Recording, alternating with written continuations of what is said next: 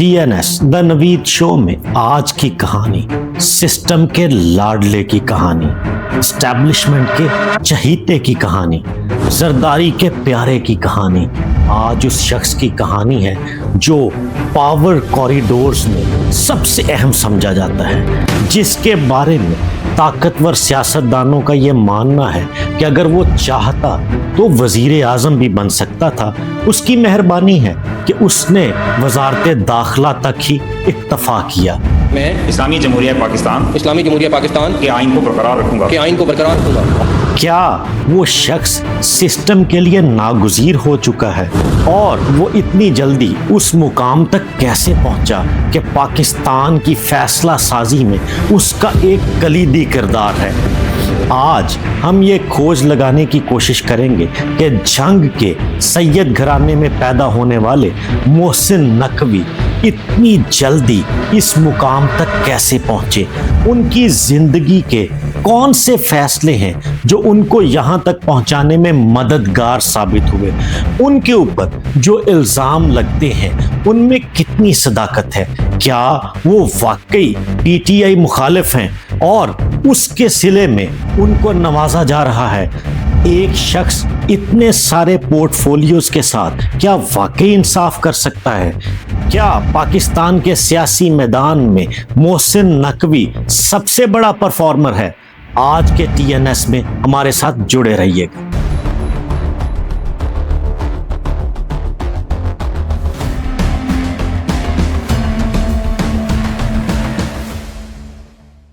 जंग के सैयद घराने से ताल्लुक़ रखने वाले मोहसिन नकवी 1978 में लाहौर में पैदा हुए। उन्होंने क्रिसेंट हाई स्कूल से इब्तदाई तालीम हासिल की और उसके बाद गवर्नमेंट कॉलेज लाहौर से ग्रेजुएशन की। मोहसिन नकवी ने उसी ज़माने में ही दुनिया की एक बड़ी न्यूज़ ऑर्गेनाइजेशन CNN में इंटर्नशिप हासिल की। वहाँ पे खूब मेहनत की और अपना मेटल प्रूव किया, जिसके बाद CNN ने बतौर रिपोर्टर भर्ती कर लिया। ये मोहसिन नकवी की सहाफ़त का आगाज़ था। उसके बाद उन्हें सीनियर प्रोड्यूसर साउथ एशिया और फिर रीजनल हेड बना दिया गया।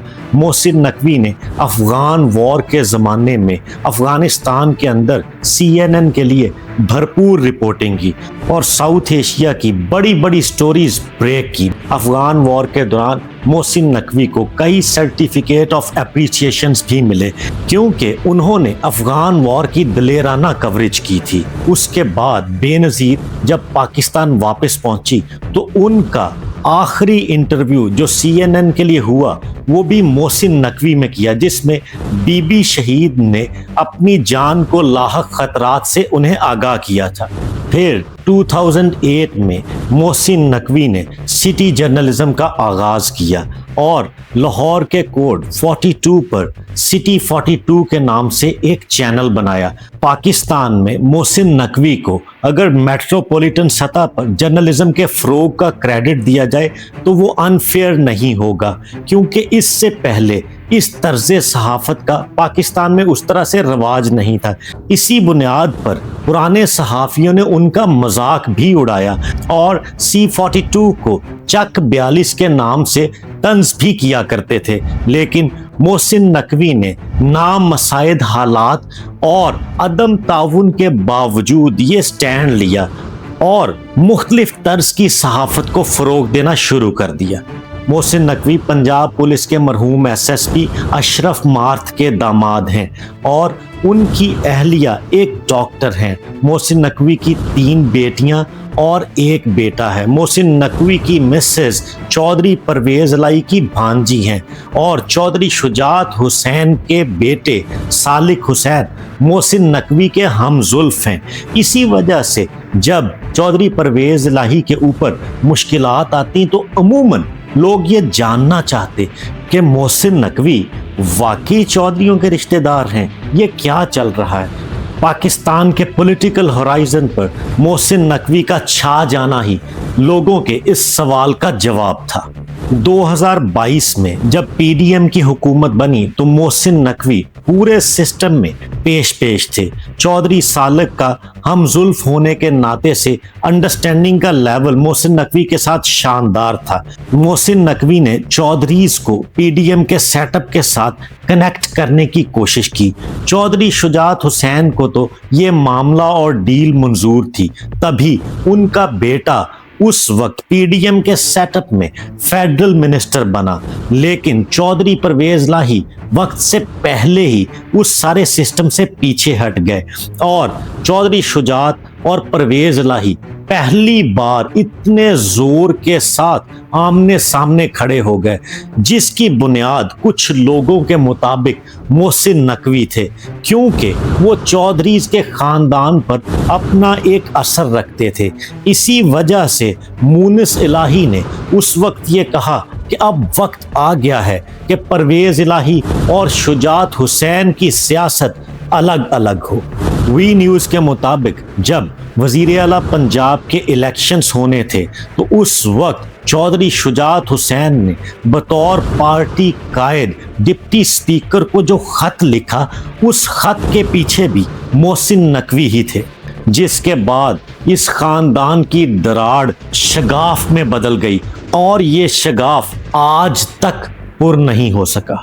मोहसिन नकवी की जर्नलिज्म में कामयाबी का मुंह बोलता सबूत ये था कि उन्होंने कौमी सतह पर खबरों के लिए 24 चैनल बनाया और उसके साथ साथ कम्युनिटी बेस्ड और मेट्रोपॉलिटन सतह पर जर्नलिज्म को फ़रोग देते रहे और फैसलाबाद से सिटी 41, कराची से सिटी 21, यूके बेस्ड व्यूअर्स के लिए उन्होंने यूके 44 और उसके अलावा सिटी 42 डेली न्यूज़पेपर और जनूबी पंजाब के लिए रोही टीवी का आगाज़ किया। ये बड़ा दिलचस्प वाक़या है कि चौधरी शुजात हुसैन जब रोही टीवी के इफ्तिताह पर पहुँचे तो उन्होंने लोगों को बताया कि जब सिटी 42 की बुनियाद रखी गई तो मुझे मोहसिन ने बताया कि इसमें शहर की खबरें होंगी, लाहौर शहर की। तो मैंने हैरानगी से मोहसिन नकवी से कहा कि क्या आपके चैनल पर दही भल्ले और लड्डू बेचने वालों के इश्तिहारात चलेंगे? जिस पर वो मुस्कुरा दिए और उन्होंने कहा, चौधरी साहब देखते जाइए हम क्या करेंगे। मोहसिन नकवी को पीपल्स पार्टी के रहनुमा आसिफ अली जरदारी के बहुत ज़्यादा करीब समझा जाता है। आसिफ जरदारी ने हामिद मीर को जियो के लिए दिए गए एक इंटरव्यू में बताया था कि मैं उसे अपना बेटा समझता हूँ।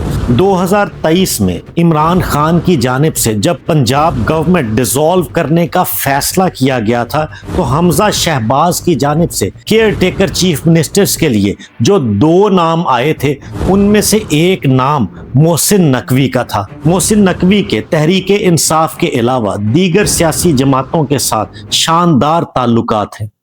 वही वो शख्स है जो मियां नवाज शरीफ को चौधरी शुजात हुसैन तक ले गया और इसी तरह से आसिफ अली जरदारी और चौधरी शुजात हुसैन की मुलाकात करवाई कि आप लोग पीटीआई के हवाले से आपस में जुड़ जाएं। पीटीआई मुखालिफ इत्तेहाद पूरे निज़ाम के लिए इस वक्त ज़रूरी है। ये आसिफ अली जरदारी के चहीते ही की सोच हो सकती थी। इंतखाबात के बाद जब पीपल्स पार्टी और नून लीग अभी ये सोच रहे थे कि हमें मिल के इस सिस्टम को या हुकूमत को चलाना चाहिए या नहीं, उस वक्त भी उनकी हेजिटेशन मोहसिन नकवी ने ख़त्म की। उन्होंने आसिफ अली जरदारी को अपने लाहौर वाले घर में दावत दी और यहाँ पे उस वक्त नून लीग के कई आला ओहदेदारान को बुलाया और उनकी आपस में बातचीत करवाई, जिसके बाद पीपल्स पार्टी और नून लीग ने बहुत सारे नकात पर एक दूसरे से इत्तेफाक पैदा किया। अब आइए मोहसिन नकवी की पसंदीदगी के एक और पहलू की तरफ। वो 9 मई 2023 है। जब 9 मई के वाक़यात हुए तो मोहसिन नकवी ही पंजाब के निगरान वज़ीर आला थे।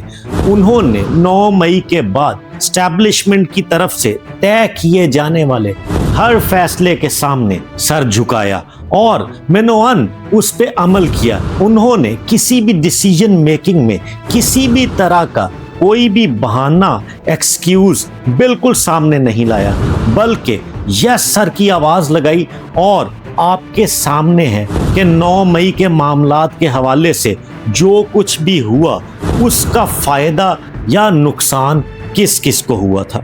जनवरी 2024 में उस वक्त के निगरान वजीर आजम इनवारुल हक काकड़ ने मोहसिन नकवी को चेयरमैन पीसीबी तैनात कर दिया और चेयरमैन पीसीबी बनने के बाद मोहसिन नकवी ने कई दफ़ा पाकिस्तानी क्रिकेट के हवाले से बड़े बड़े दावे किए कि मैं एक बड़ी सर्जरी करूंगा, लेकिन अब तक हालात ये हैं कि पाकिस्तान ने उनके इस दौर में तारीखी शिकस्तों का सामना किया है। जब से वो चेयरमैन पीसीबी बने उस वक्त से अब तक पाकिस्तान ने भारत के हाथों 3 T20 matches, 2 Asia cup matches और चैंपियंस ट्रॉफी में भी शिकस्त खाई। उनकी जानिब से पाकिस्तानी टीम की सर्जरी तो न जाने कब होगी, लेकिन कमज़ोर टीमों ने भी पाकिस्तानी टीम की खूब सर्जरी की। T20 वर्ल्ड कप में पाकिस्तानी टीम को अमेरिका के हाथों भी बुरी तरह शिकस्त का सामना करना पड़ा और आयरलैंड के हाथों भी जलील हुए। पाकिस्तान होम ग्राउंड में वेस्ट इंडीज़ के हाथों भी शिकस्त खा बैठा और बांग्लादेश के खिलाफ भी पाकिस्तान को वाइट वॉश हुआ। इस सारे मामले के बावजूद मोहसिन नकवी बतौर चेयरमैन पीसीबी अपने आप को वहां से कवर कर लेते हैं जहां से कोई सोच भी नहीं सकता।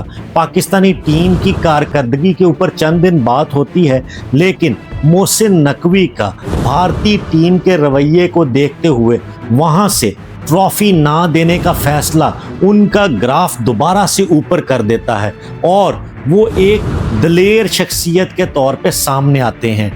इसी तरह से T20 वर्ल्ड कप में बांग्लादेश को फॉलो करने के बाद पाकिस्तान ने जब ये फैसला किया कि वो भारत के खिलाफ मैच नहीं खेलेगा, तो इस फैसले से भी मोहसिन नकवी को काफ़ी अप्रिशिएट किया गया। मोहसिन नकवी की शख्सियत की गुत्थियों को समझना हो या उनकी कारकर्दगी और ग्रोथ को किसी भी हवाले से इवेलुएट करना हो तो सुहेल वड़ाइच के थोड़े कहे को ज़्यादा समझना ज़रूरी है। उनके बकौल इलेक्शंस में खैबर पख्तूनख्वा तहरीके इंसाफ की महफूज पनाहगाह बन गया और कराची में भी इंसाफी चिंगारियाँ मौजूद थीं।